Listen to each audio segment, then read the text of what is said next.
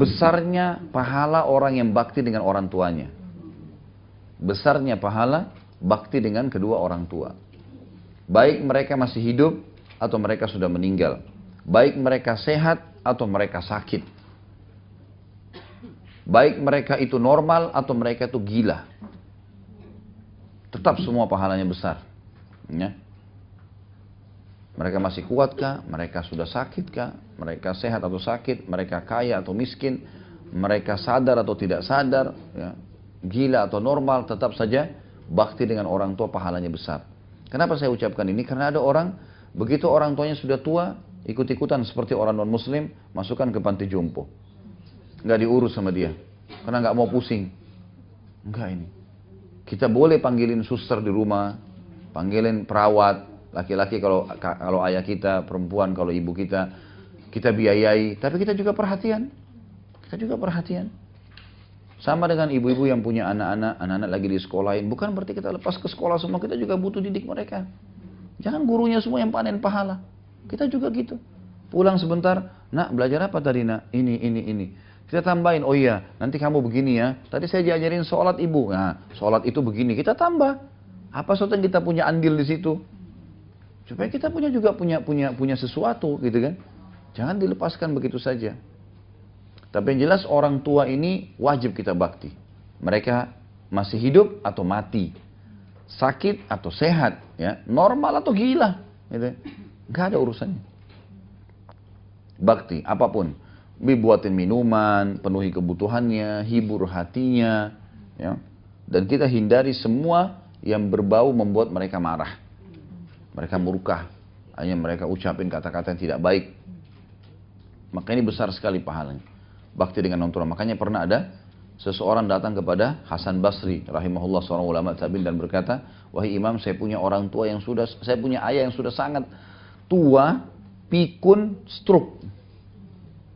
Di atas ranjang nggak bisa bergerak apa-apa. Kalau ngomong juga sudah ngelantur kemana-mana. Ya, kadang-kadang mencaci maki dan seterusnya. Maaf bahasanya begitu, buang air besar, buang air kecil di atas ranjangnya. Waktu zaman dulu tidak kayak sekarang, banyak wadah. Bisa wadah-wadah, sekarang sudah banyak wadah yang bisa kita pakai, sudah steril, sudah bersih segala. Zaman dulu nggak ada. Dia bilang, pada saat dia buang air besar, buang air kecil, saya tampung dengan tangan saya. Jadi tinjanya itu ditahan dengan tangannya. Saya tahan sama tangan saya. Sampai dia selesai buang air, saya bersihin, saya cuci, saya tidak merasa jijik sama sekali. Bertahun-tahun saya urus begitu. Pertanyaan dia apa? Wahai imam, kalau imam kita kiai sekarang, apakah saya sudah balas bakti ayah saya? Kata Hasan Basri, sama sekali belum. Bukan belum, sama sekali belum. Dia bilang, saya tiap hari bersihin seperti ini. Lalu anda bilang, belum?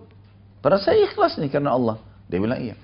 Kenapa? Tahu alasannya kenapa? Dia bilang, kata Hasan Basri, karena dulu waktu kamu masih kecil, ayahmu memandikanmu, ayahmu membersihkan kotoranmu, walaupun cuma sekali dia kerjakan, dia berharap pada saat dia bersihkan kamu menjadi tokoh masyarakat.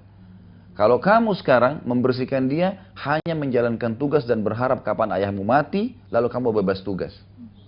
Beda niatnya. Orang tua kalau mengurus kita, beda dengan kalau kita mengurus orang tua. Kita bebannya betul-betul hanya karena kewajiban. Ini orang tua saya, tidak ada orang lain yang urus, terpaksa. Atau apalagi kalau riya, di depannya orang baru kita berbuat baik sama mereka, kalau di belakang kita malah kasar. Allah semua tahu ini. Ya. Allah mengetahui apa yang kita sembunyikan dalam hati kita, maka hati-hati. Jadikan mereka adalah perangkat-perangkat, alat-alat kita untuk masuk ke dalam surga. Kalau mereka masih hidup, mereka sudah mati juga masih bisa. Sebagaimana sabda Nabi SAW mengatakan dalam sebuah hadis yang sahih, termasuk bakti seseorang pada orang tuanya yang sudah meninggal adalah dia menyambung hubungan dengan teman-teman orang tuanya. Teman-temannya. Teman-teman, asal teman-temannya itu orang-orang baik, kita lanjut hubungan. Kita datangin tante-tantenya, ya, yang kita mungkin ibu-ibu panggil teman-teman ibunya atau om-om teman-temannya ayahnya. Baik kita kirimin makanan, kita jenguk pada saat sakit, karena mereka punya hubungan dengan orang tua kita. Gitu. Kemudian kita doakan, kita bersedekah, semua amal jariah yang bisa kita kerjakan itu semua bentuk bakti kita pada mereka. Makanya ada seseorang salaful ummah, pernah salah satu orang tuanya meninggal, lalu dia menangis terisak-isak. Kata murid-muridnya, kenapa anda nangis? Bukankah Anda mengajarkan kepada kami nggak boleh nangis seperti ini? Karena memang kita nggak boleh niyaha namanya ya. Niyaha itu meratap. Ya, meratap itu berarti ngucapin kata-kata yang mendoakan buruk, mukul-mukul badan, sobek-sobek baju, itu namanya meratap. Kalau orang cuma nangis sedih, air matanya jatuh, biasa. Tapi kalau ini meratap nggak boleh, gitu kan? Jadi Anda kan mengajarkan kami tidak boleh meratap. Dia bilang saya tidak meratap. Saya sedang menangis karena salah satu pintu surga saya sudah tertutup. Kalau ini lagi yang satu mati, maka dua-duanya tertutup. Karena dengan bakti sama mereka. Apa sulitnya? Ibu-ibu sekalian telepon. Kalau beda kota misalnya. Ibu baik, ayah baik. Doain saya ya. 1 menit telepon. Gitu kan. Doain saya, ada butuh sesuatu. Apa sulitnya kalau dari Jakarta kirimin sabunnya, samponya, odolnya, kirim. Walaupun di sana ada. Ini loh buat orang tua, kita kirimin paket. Beda, mereka sangat senang kalau datang dari orang tua, dari anak-anaknya. Itu orang tua kita tuh kalau datang barang dari anaknya, dibanggain sama semua orang tuh. Ini anak saya kirim, ini anak saya kirim, gitu kan. Kadang-kadang saya kirim sesuatu kecil ke ayah saya di Makassar, itu semua temannya tahu. Saya tidak butuh itu sebenarnya, tapi dia juga tidak butuh karena dia bisa beli sebenarnya. Alhamdulillah dia juga punya kemampuan, tapi dia bangga dengan itu. Anaknya berikan sesuatu. Kita maksimalkan dengan itu. Afdal sadaqah, sadaqah untuk orang tua. Afdal kata-kata indah adalah untuk orang tua. Bahkan itu di atas daripada pasangan kita. Jadi kita harus melakukan itu, teman-teman sekalian. Jadi ini pelajaran yang kedua adalah bagaimana tingginya kedudukan orang tua sehingga bisa memecahkan permasalahan tadi. Bayangkan kalau setiap hari kita siapkan minumnya, setiap hari kita siapkan makannya. Dengan pengorbanan yang besar, setiap hari kita mengurus mereka. Berarti kita punya banyak bobot amal soleh yang bisa kita jadikan perantara dengan Allah. Pelajaran yang ketiga, tentang masalah, maaf, ada juga hadis yang saya jangan takut lupa ya. Ada hadis Bukhari, pernah ada seorang anak muda datang kepada Nabi SAW, lalu dia mau ikut jihad. Umurnya masih di bawah 20 tahun, anak laki-laki ini. Dia mau, ya Rasulullah saya mau ikut jihad. Kata Nabi SAW, kedua orang tua masih hidup? Dia bilang iya. Pulang dan pada keduanya lah kau berjihad.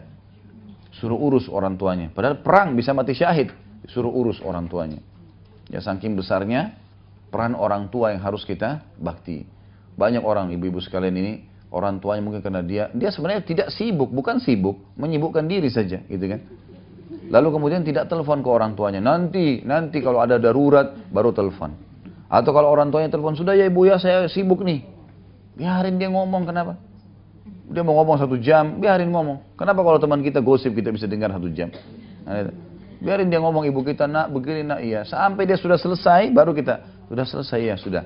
Baiklah, apa yang dipesan silakan. Saya kalau ayah saya telepon, saya tidak pernah berani mengatakan sudah ya, enggak. Tunggu beliau mengatakan ya sudah kalau gitu ya, ya udah. Abah doain ya didoain sama dia sudah selesai. Kalau enggak, saya enggak berani tutup dulu teleponnya. Gitu kan, biarin beliau yang tutup. Ada beberapa syekh di Saudi itu pernah lagi pengajian ditelepon sama ibunya. Ibunya nggak tahu ada lagi pengajian. Anaknya ini ulama besar. Rame orang yang datang penuh masjid. Ibunya telepon, nak, ibu butuh ini, butuh itu, butuh ini. Suruh beli di pasar, suruh beli di supermarket. Karena memang biasa syekh ini yang bawain kejunya, madunya, roti segala. Dia nggak tahu orang lagi pengajian. Nak, ibu lagi butuh ini, butuh ini. Baik ibu. Insya Allah saya siapin. Ada lagi yang ibu? Nggak ada. Sudah ya nak? Ya. Assalamualaikum, tutup. Itu. Dia nggak bilang, bu maaf saya lagi pengajian jangan ganggu, nggak. Jemaah, ibu saya butuh saya. Pengajian kita tutup. Assalamualaikum. Pergi. Supermarket beliin ibunya. Lihat bagaimana mereka gitu kan. Ada seorang syekh di Jeddah begitu. Dia lagi isi pengajian ini, ayahnya telepon. Nah, sudah assalamualaikum. Ayah pengen undang teman-temannya ayah nih makan. Butuh 5 ekor kambing. Baik ayah, ada yang lain? Enggak ada. Pokoknya itu butuh secepatnya ya. Baik, ditutup sama dia. Lagi pengajian nih. Maaf jemaah, ayah saya butuh kambing. Saya harus beliin kambing ya. Itu tutup pengajian, assalamualaikum. Apa yang dia buat? Kalau kita mungkin. Saya pun sempat terpikir sebelumnya. Kalau ayah saya telepon, ya udah saya transfer uang, gitu kan. Misal, karena dia mau ajak teman-temannya makan. Ayahnya nggak suruh perbuatan dia yang dia lakukan ya. Ini nanti akan dia buat satu perbuatan yang luar biasa. Cuma bilang saya butuh kambing. Mungkin kalau kita simple. Sekarang kan ada bank bisa transfer. Baik ayah saya transfer, ayah beli sendiri ya, pilih aja. Bisa kita bilang gitu kan. Enggak, orang ini enggak. Dia berhenti pengajian, dia sewa mobil pick up, Dia beli kambing di Jeddah, dia bawa ke Qasim. Mungkin 1000 kilometer. Bawa dia setir sendiri. Sampai depan ayahnya. Kasih salaman, ayah ini pesanan kambingnya. Saya mau balik. Begitu mereka bakti sama orang tuanya, bayang? Kita kadang-kadang titip sama pembantu, kasih ibu saya ya, kasih ayah saya. Datang, bawa ke dia, suapin, mau saya suapin, kasih, kebanggaan. Itu semua ada pahalanya. Besar sekali. Dan banyak contoh-contoh berhubungan dengan masalah ini. Jadi jangan sia-siakan, apalagi kalau masih hidup, luar biasa itu. Jaga itu. Ya. Itu luar biasa itu. Saya usahakan, kalau saya pribadi, saya berbagi ibu sekalian, saya usahakan semampu saya setiap hari harus telepon. Nah ibu saya sudah meninggal, ada ayah saya alhamdulillah masih, saya selalu telepon. Dan kalau saya telepon itu kayak gembira sekali beliau. Selalu tutup, ayah, abah teleponin saya panggil abah telepon, abah doain saya. Iya, insya Allah mudah urusanmu nanti begini nanti. Semua setiap tutup telepon pasti mudah urusan saya. Kenapa nggak lakukan itu? Luar biasa Allah siapkan orang ini untuk kita gitu. Fasilitas, kenapa nggak dipakai? Ada orang subhanallah setahun sekali telepon orang tuanya. Kalaupun mudik dia pulang ke kampung ketemu orang tua setengah jam, habis itu kumpul sama teman-temannya. Nah, ya. Istri saya kalau pamit pulang ketemu orang tuanya saya ingatkan, jangan ketemu teman-teman kamu ya. Kalau mereka mau datang ke rumah silakan, kesempatan bakti sama orang tua. Buatin tehnya, cuciin bajunya, buat apalah ya. Kesempatan di sana. Jangan sampai itu karena pulang sini nanti tugas ada lagi di rumah. Maka itu di sana. Loh memang betul. Itu kan apa adanya ya, memang begitu. Dia akan tersibukkan. Jadi jangan sampai kita, bukan tidak boleh ketemu sama teman-teman, tapi ada orang begitu. Baru salaman sama ibunya, sedikit ngobrol, sudah langsung temannya datang keluar. Pergi ke jalan kemana gitu kan. Bukan tidak boleh, tapi kesian, ibu kita kan, ya sudah nak, nggak apa-apa. Tapi dia sebenarnya rindu. Dia mau duduk, tidur sama dia, ngobrol, pijitin tangannya, butuh apa. Ya. Harusnya begitu ya. Nah, ada sebagian pemimpin muslim dulu di zaman dulu, itu kalau mereka sudah jadi raja gitu kan, tetap datang ke ibunya, tetap datang ke ayahnya. Duduk ngobrol seperti waktu dulu sebelum jadi raja, ngobrol, tetap duduk di bawah, orang tuanya di atas kursi. Ibunya sempat bisikin, apa kamu nggak merasa raja itu harusnya duduk di kursi? Dia bilang, ibu, saya jadi raja juga karena saya juga dari rahimnya ibu. Nggak ada bedanya, saya dulu sama saja, mau jadi raja pun sama. Jadi mereka coba menekan rasa sombong, merasa lebih, karena kita juga dari situ kan. Ada seseorang telepon Syekh, ini ada cuplikan di YouTube dikirim. Dia bilang, Syekh, ibu saya ingin berikan sumbangan, bantuan. Karena ibu saya minta bantuan, gitu kan. Minta bantuan. Mana lebih baik Syekh? Saya kasih bantuan ibu saya, atau saya dahulukan dulu kebutuhan saya? Langsung syekhnya bukan jawab pertanyaan itu, dia syekhnya tiba-tiba nangis dan mengatakan, apa kau bisa ngucapin untuk ibumu kau berikan sumbangan? Kamu dan hartamu punya ibumu. Gimana kamu bilang itu kau bantu ibumu? Jangankan hartamu, kamu sendiri tuh milik ibumu. Ibumu mau pukul kamu, mau marahin kamu, itu miliknya dia. Gimana kamu bilang mau kasih sumbangan? Ini nggak mungkin, gitu kan? Bahkan kalau nggak salah tuh dia bilang zakat. Zakat, orang tua nggak boleh terima zakat. Orang tua dan anak nggak terima zakat ini. Jalur langsung ke atas, jalur ke bawah nggak terima zakat. Karena mereka kewajiban kita. Zakat itu diberikan yang lain. Saudara, paman, iya. Tapi ini dua ini nggak bisa sama sekali. Kewajiban kita. Gitu kan? Jadi harus kita bagaimana maksimalin orang tua kita ini. Sudah meninggal pun kita bisa bakti dengan cara sedekahin Al-Quran, ya, doain, sebut-sebut kebaikannya. Ini semua adalah pintu-pintu yang baik. Kemudian pelajaran kita yang ketiga adalah amal saleh meninggalkan perbuatan zina.